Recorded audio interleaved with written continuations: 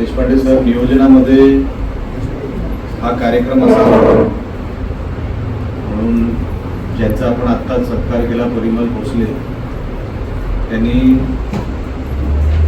हा कार्यक्रम मी आलाच पाहिजे याच्यासाठी वेगळा आग्रह धरला आणि खरं तर माझं नशीब आहे सर, मी हे सगळं बघू शकलो. अनेक गोष्टी जसं तुम्ही बोललात अनेकांना माहीत नाही, मलाही माहीत नव्हते की एवढी मोठमोठी महापुरुष आपल्याकडे होऊन गेली. म्हणजे पिनकोड देण्यापासून ते राष्ट्रपती ही पदवी देशाला देण्यापासून काय काय दिलंय आपण हे आज हे सगळे महापुरुष बघितल्यानंतर खरोखरच थक्क होण्यासारखा हा क्षण आहे.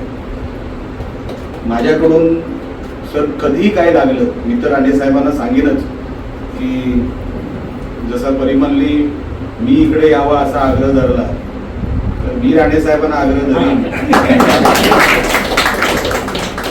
की जर तुम्हाला वाटत असेल मी घरी यावं तर आपण या ग्रंथालयाला नक्कीच, आणि त्यांना आवडेल, त्यांना आवड आहे या सगळ्या गोष्टीची. आणि एवढं नॉलेज एका वास्तूतून आपण जे काय देत आहे, मी स्वतः अनेकांना सांगेन की ह्या वास्तूला भेट दिली पाहिजे. कारण का आपल्याला अंदाजही नाहीये साहेब आपण केवढं मोठं कार्य इकडे उभं केलं. माझ्याकडून जे काही सहकार्य आपल्याला लागेल मुलगा म्हणून मला कधी आपण सांगावं.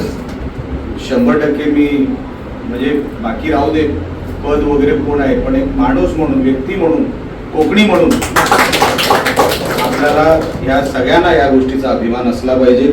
आणि हे सगळं बघितल्यानंतर एक ऊर्जा आली की कधीतरी 50-100 वर्षानंतर या वास्तूमध्ये माझाही फोटो असावा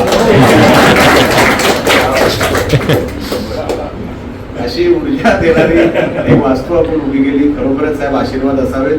माझ्याकडून जेवढं काय करताय मी 100% करणार आणि राणे साहेबांना 100% जे मी सांगितलं धमकी देऊन का असे ना, पण 100% इकडे यायला भाग पाडणार आणि परिमलच त्यांना घेऊन येईल एवढं आज या निमित्ताने 100% आपल्याला खात्री देतो. आपण स्वागत केलं त्याबद्दल परत एकदा आभार व्यक्त करतो आणि इथेच थांबतो. जय हिंद, जय भारत.